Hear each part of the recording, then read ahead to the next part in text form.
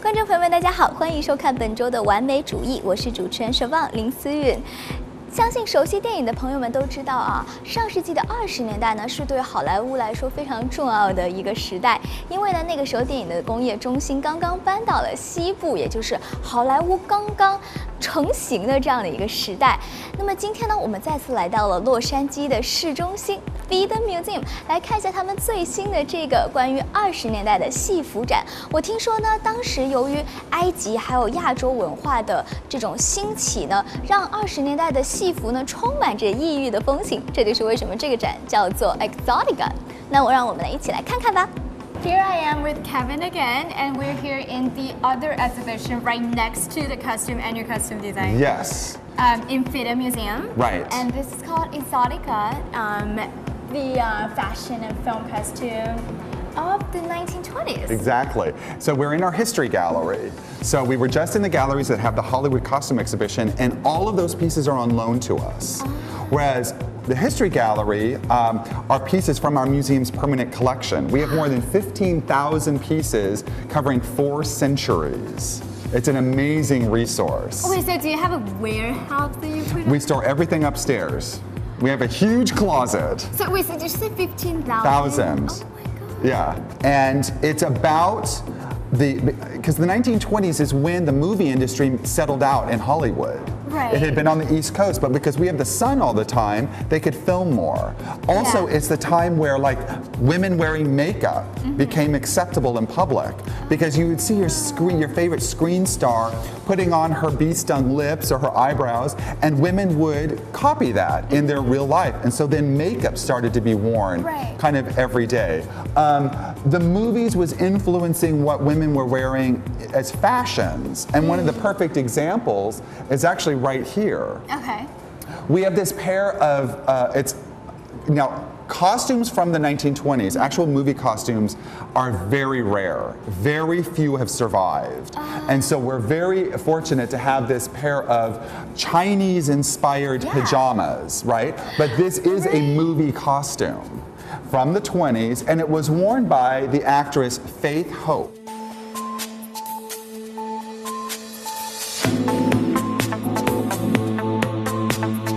Right next to it is a beautiful French haute couture gown by the couture house Calossure. And they were one of the most important design houses in Paris at that time. And it really looks a lot like kind of the beautiful Chinese and Japanese lacquerware. We've got the peony flower that's been hand embroidered in this kind of horizontally laid silk. And the Calossure were really famous for this type of embroidery. So you can see this perfect example of how the Hollywood costumes that we're looking at various areas, because you're sitting in the theater, but you can be in Japan, you can be in China, you can be in Egypt, right? They really took you to all of those exotic locations. By the costumes and by the storylines, which is exactly what happens still today in the movie. And even the 1920s is famous for the discovery of King Tutankhamun's tomb, King Tut, and in Egypt. And so people love traveling to Egypt. And it was very difficult to travel at that time. You didn't just jump on a plane and fly wherever you wanted.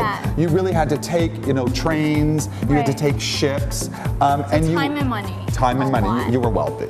You were wealthy. And so you would want to buy souvenirs. And this coat is actually a tourist coat.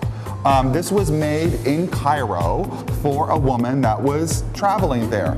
But the thing that's fun about it is, because of the Egyptomania, the movie industry was also kind of jumping on that fad. So you can see how all of this mixes together, and really it's influencing makeup and travel and storylines in the movies, but also the movies influencing then what people are wearing. Hollywood costumes that survive are very, very rare. And both of these tunics were worn by Roman soldiers in the great 1925 Ben-Hur movie. That's a great movie. It is. It started with the book Ben-Hur that was actually published in 1880. So it's a very old story. It's been around a long time. Right. So we're fortunate that we own the armor tunic that you see here, and we borrowed the red tunic. And this is possibly the first time that they have been back together since 1925. Oh my God, I'm gonna cry. Isn't that amazing? Yes. And then we have this incredible program that is from the 1925 Ben-Hur when it premiered. And it was in an exotic location because it took place in Jerusalem. This is what we're able to do to complement Hollywood exhibition, but then bring history into it and still show how Hollywood and history and fashion all blend together. All interact. And they still do today, and they did almost 100 years ago. I mentioned makeup, and this is a really rare makeup kit that was just donated to us. It is from 1928, and it's by Max Factor. And of course, there's still Max Factor makeup today. So this is what, you would have gone out and to have purchased. So it's like a kit, It's a whole kit, exactly. And I also want to show you these. Beautiful. Yeah, they are very beautiful. These are called one-sheet posters, and we have a three-sheet right here. And that's the thing, look at the colors. Look at the saturated color. But you got to think, what were the movies like in the 20s? It was all black and white. Black and white, yeah. So if you had literally a reel of film that was being sent out to your theater in the middle of the United States somewhere, right, to a movie house, how did you attract people to come and see your movie? You had these incredible lobby posters that looked gorgeous and like, oh, I want to go see Queen of Sheba. And then you go see Queen of Sheba, and it's a black and white film. And then those canisters of the film go off to 3 towns over because there's another movie house in a week. Whereas you're getting then the next set of films, the studio would send you another set of posters, and you would throw these away. Once you played the movie for a week and the posters were over with, no one saved them. That's why these are incredibly rare today.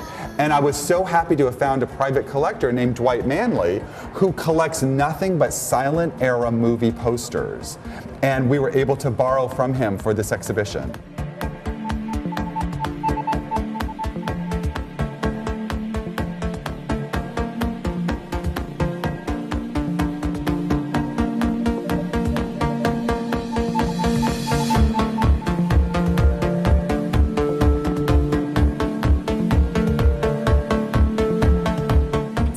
就到这里了，感谢您的收看。就像刚刚 Kevin 馆长所说的一样啊，我觉得这个服装、历史、社会，其实它有很强的互相之间的联系。不仅仅是服装反映了社会，其实服装反过来还推动了一些社会潮流的发展，非常的有趣。